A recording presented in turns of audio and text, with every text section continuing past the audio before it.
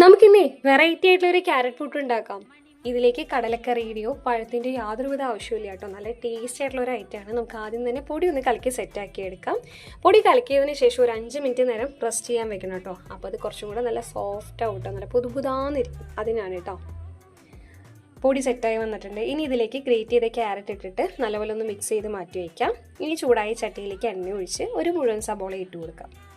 ഇനി ഇതിലേക്ക് ലേശം കറിവേപ്പില ഇട്ടിട്ട് നല്ലപോലെ ഒന്ന് മിക്സ് ചെയ്ത് കുറച്ച് ഉപ്പും കൂടി ഇട്ടിട്ട് ഇത് വാടി വരുമ്പോൾ നമുക്കിതിലേക്ക് നമ്മൾ ചതച്ചെടുത്ത വറ്റൽമുളക് ഉണ്ടല്ലോ അത് ചേർത്ത് കൊടുക്കാം. നല്ലപോലെ മിക്സ് ചെയ്തിട്ട് തിരിഞ്ഞെടുത്ത തേങ്ങയും ചേർത്ത് നന്നായി ഒന്ന് ഇളക്കി എടുത്തതിന് ശേഷം സ്റ്റൗ ഓഫ് ചെയ്ത് വെക്കാം. എന്നിട്ട് വേണം നമുക്കിതിലേക്ക് നമ്മൾ ക്യാരറ്റും പുട്ടുപൊടിയും കൂടി മിക്സ് ചെയ്ത് ഇതിലേക്ക് ചേർത്ത് നന്നായി ഒന്ന് ഇളക്കി എടുത്തിട്ട് നേരെ പുട്ടുംകുറ്റിയിലേക്ക് ഇട്ട് കൊടുക്കാം. ഇനി ഇതൊരു ആവിക്കായിട്ട് നേരെ അടുപ്പത്ത് വെക്കാം കേട്ടോ. നമ്മുടെ ക്യാരറ്റ് പുട്ട് റെഡി ആയിട്ടുണ്ട്. ഈസി ആൻഡ് സിമ്പിളാണ്. എല്ലാവരും ഒന്ന് ട്രൈ ചെയ്ത് നോക്കണം. വീഡിയോ ഇഷ്ടമായാൽ ഫാമിലിയിലേക്കും ഫ്രണ്ട്സിലേക്കൊക്കെ ഒന്ന് ഷെയർ ചെയ്യണേ.